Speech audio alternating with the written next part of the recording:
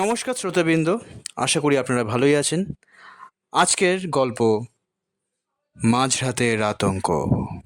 সাল 1947।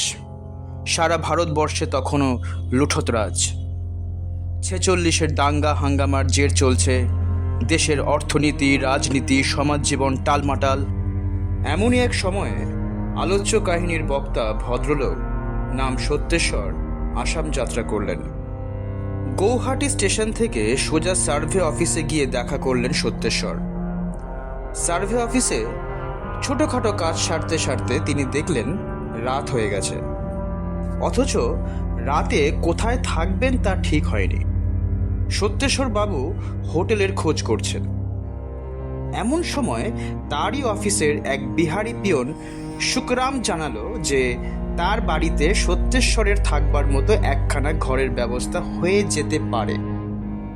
ঘটনাচক্রে শুকরামদের বাড়িতে সে রাতে আশ্রয় পেয়ে সত্যেশ্বর নিঃসন্দেহে আশ্বস্ত হলেন।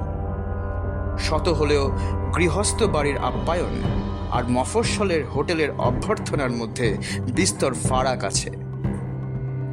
তা সত্যি, শুকরামের বাড়িতে সে রাতে ভালো আপ্যায়নই পেলেন তিনি। শুকরামের স্ত্রী বাইরের পুরুষ মানুষের সামনে বেরোয় না, কিন্তু তার দুই মেয়ে পূর্ণিমা আর সরস্বতিয়া দুজনেরই বয়স 12 থেকে 14-র মধ্যে। তাকে খুব যত্ন করলো। গাওয়া ঘি, পটল ভাজা, ডাল আর আচার দিয়ে হাতে গড়া রুটি গোটা 10 খেয়ে ফেললেন সত্যেশ্বর। খাওয়ার সময় তার পাশে বসে সরস্বতিয়া হাওয়া করতে লাগলো, আর পূর্ণিমা নিল পরিবেশনের ভার। আঁচিয়ে উঠবার পর পূর্ণিমা এক খিলি পান সেজে আনলো।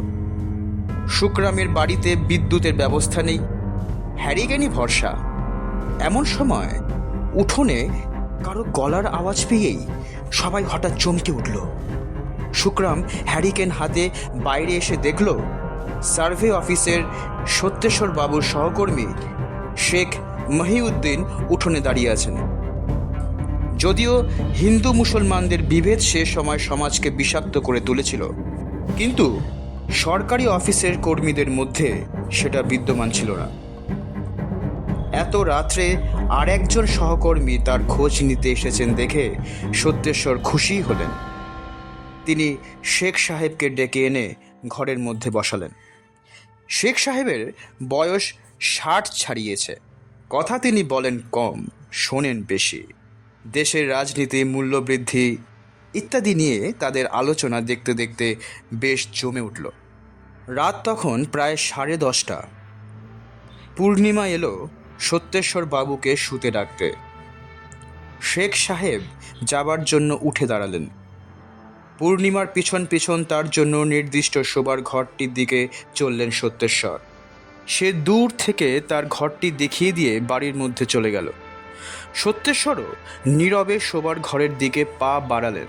সবেমাত্র কয়েক পা এগিয়েছেন তিনি, এমন সময় খপ করে কে যেন তার হাত চেপে ধরল। ভয়ে চিৎকার করে উঠতে যাচ্ছিলেন সত্যেশ্বর। সেই ছায়ামূর্তি ইশারায় তাকে শব্দ করে উঠতে বারণ করল। আকাশে তৃতীয়ার মরা চাঁদ, তারই আলোয় সত্যেশ্বর দেখেন হাত ধরে আছেন শেখ সাহেব। ফিসফিস করে শেখ সাহেব বললেন, দাসবাবু, আমি আপনার জন্য চলে যেতে পারিনি, এই মোড়কটা আপনার কাছে রাখুন। বলে শেখ সাহেব তার প্রিন্স কোটের পকেট থেকে একটা বড় সাদা মোড়ক বের করে সত্যেশ্বরের হাতে দিলেন। বললেন, রাত্রে একবারের জন্য এটা হাতছাড়া করবেন না, খবরদার, তাহলে কিন্তু ভীষণ বিপদ উপস্থিত হবে। সত্যেশ্বর ঘটনার আকস্মিকতায় কিছুটা বিহ্বল হয়ে পড়েছিলেন, তবু কৌতূহল যায় না। জিজ্ঞাসা করলেন, এই কথা বলছেন কেন শেখ সাহেব? শেখ সাহেব তেমনই ফিসফিস করে বললেন, বলবার সময় নেই, কিন্তু এটা হারাবেন না, ভীষণ বিপদ। খুদা হাফেজ। শেখ সাহেব অদৃশ্য হলেন। তার দেওয়া সাদা কাগজে মোড়া চৌকো বস্তুটা হাতে নিয়ে সত্যেশ্বর ঢুকলেন শোবার ঘরে। ঘরটি মাটির, বিছানা করা আছে পরিপাটিভাবে, মশারিটি পর্যন্ত টাঙানো আছে। একটি ছোট টুলের ওপর কুজো আর গ্লাস। সত্যেশ্বর পাঞ্জাবি খুলে সরিয়ে রাখলেন। তারপর এক গ্লাস জল খেয়ে শুতে যাবেন, তার মনে পড়ল মোরগটার কথা। শেখ সাহেব যেটাকে হাতছাড়া করতে নিষেধ করেছিলেন। তাড়াতাড়ি সেটাকে পাঞ্জাবির পকেট থেকে বের করে কোমরে ঘুনশিতে রেখে দিলেন। তারপর শুয়ে পড়লেন। ক্লান্ত চোখে ঘুম নামতে বিলম্ব হলো না। কতক্ষণ ঘুমিয়েছিলেন জানেন না, হঠাৎ একটা খটখট শব্দে ঘুমটা ভেঙে গেল। প্রথমটা কোথা থেকে শব্দটা আসছে বুঝতে চাইলেন তিনি। এদিক ওদিক ভালোভাবে নজর করে ঘরের মেঝের দিকে চাইতেই আটকে উঠলেন। হেরিকেনটা এক পাশে কমানো ছিল। তার স্তিমিত আলোয় দেখেন একজোড়া খড়ম পরা পা অত্যন্ত দ্রুত ঘরের এই মাথা থেকে ও মাথা পর্যন্ত পায়চারি করছে।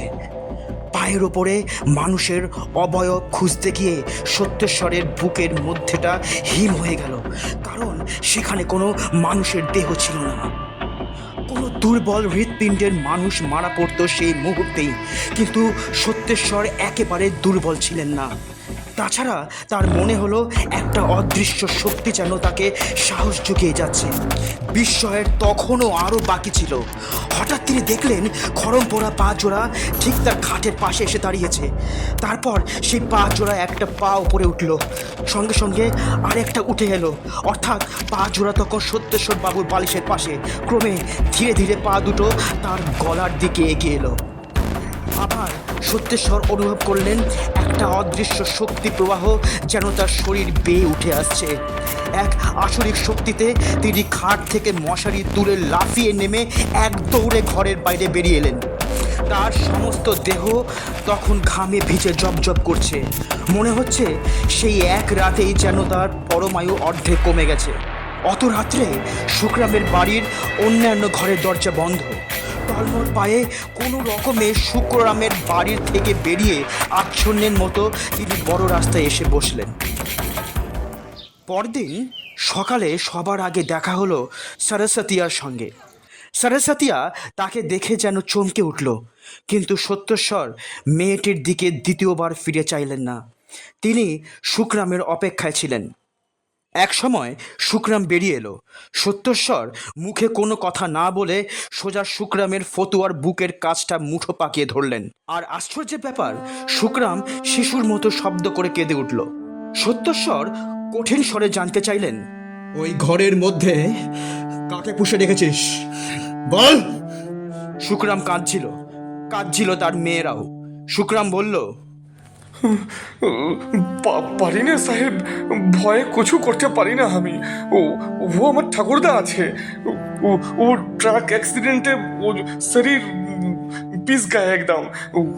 আমি তো गया में पिंड দিতে চাই, लेकिन मेरे घर में तीन लड़की আছে আমার, इसलिए আমার যেতে সাহস भी হয় না। সত্যেশ্বর এখন অন্য মানুষ। গর্জন করে উঠলেন, তা বলে তুই নির্দোষ মানুষগুলিকে মৃত্যুর মুখে ঠেলে দিবি? আমি যাব গয়ায়, বল তোর ঠাকুরদার নাম। দিনের আলোতে সেই ঘর থেকে নিজের পাঞ্জাবিটা নিয়ে এলেন সত্যেশ্বর। সেই দিনই রওনা হয়েছিলেন গয়ায়। প্রেতশিলায় পিণ্ডদান করেছিলেন। সেদিন সেই অভিশপ্ত ঘর থেকে পাঞ্জাবি নিয়ে বেরিয়ে আসবার সময় ঘরের দেওয়ালে দেখেছিলেন একখানা বিবর্ণ ছবি। এক শুষ্ক চেহারার বৃদ্ধের, আরক্ত চোখ দুটিতে রাগত ভাব, আর বৃদ্ধের পায়ের দিকে তাকিয়ে তার আবার বুক হিম হয়ে গিয়েছিল। তার মনে হয়েছিল ছবিটা বুঝি জীবন্ত। শেখ সাহেবকে পরে সব ঘটনা জানাতে তিনি গম্ভীর হয়েছিলেন। বলেছিলেন, যখনই আর এক পিয়ন বৈকুণ্ঠের মুখে শুনলাম যে সুগ্রাম আপনাকে ওর বাড়িতে নিয়ে গেছে, তখনই বিপদের আশঙ্কা করেছিলাম। ওই সাদা মোরগটা আমার এক শ্রদ্ধেয় পীর বাবার তাবিজ। এই ঘটনার কিছুদিন পর শুকরাম ওই বাড়ি ছেড়ে, চাকরি ছেড়ে দেশে ফিরে যায়। আর পিণ্ডদানের পর সে ঘরের বদনামও আর সত্যেশ্বর শোনেননি। আপনারা এতক্ষণ শুনলেন বাপ্পাদিত্য বন্দ্যোপাধ্যায়ের গল্প মাঝরাতের আতঙ্ক। এই রকম আরও গল্প শুনতে আমাদের চ্যানেলটিকে সাবস্ক্রাইব করুন। The Bong ultimate horror story.